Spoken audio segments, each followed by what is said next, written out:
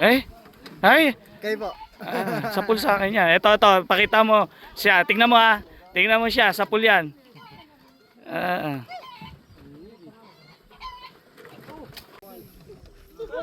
Testingin mo?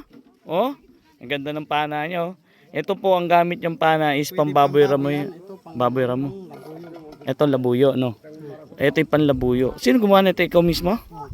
Oh, pinatorno mo to no. Hindi po, inaano lang ng martilyo. Ay, ikaw na. Mano lang po. Mano-mano?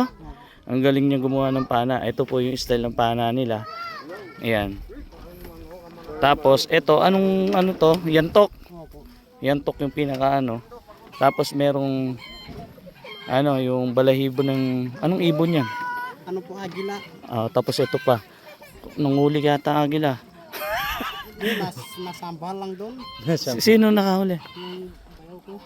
Sabihin mo, huwag ka mo. Sayang, ibang ibon na lang. Ibang ibon. Oh, ito. Ang ganda ng balahibo pala. Tapos yentok. Tapos ito, pambaboy ramo niya. Grabe, ang galing oh. Ngayon, aahong ka doon sa bundok para mga so. Ano po. Tingnan nyo naman yung kanyang ano. Ano pat? Hiramin mo pat. Hindi, hiramin mo yung pana. Testingin mo doon oh, sa may kahoy kung ano. Kaya mo? Kanain mo yung ano Yung kahoy, yung kahoy. Ayun, yung manok. Kasi marami naman tayong manok eh. Hindi ba mas 5 piso lang? Yun, hindi, wag yung ano, yung puno lang. Hindi ka marunong? Okay, ikaw nga Kuya Gar. Kuya Gar. Marunong ka? Yung puno. Yung puno lang ha. Baka bumalik ha. Baka hindi na magkita. Ay, buho oh. Ayan, buho. Ay. Sandali, testing natin, tingnan natin. Kung marunong. Baby ba mamel? Marunong.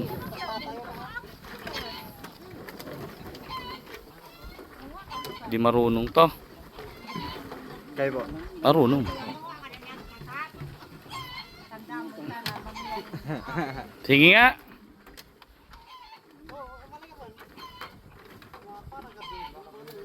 Ay. Kayo po. Sapul sa akin yan. Ito, pakita mo siya. Tingnan mo ha. Tingnan mo siya, sapul yan.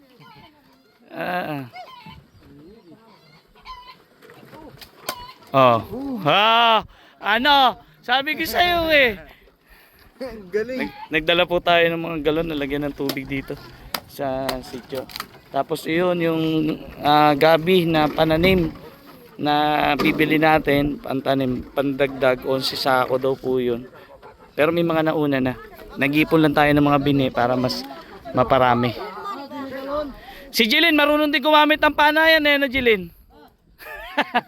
Hindi pala marunong. Pero ito talaga si Boom Tarat-Tarat, magaling yan. Ang ganda rito. Ngayon pupunta siya sa gubat, doon sa likod ng bundok na yan. Mga ngaso siya. Sana makahuli siya.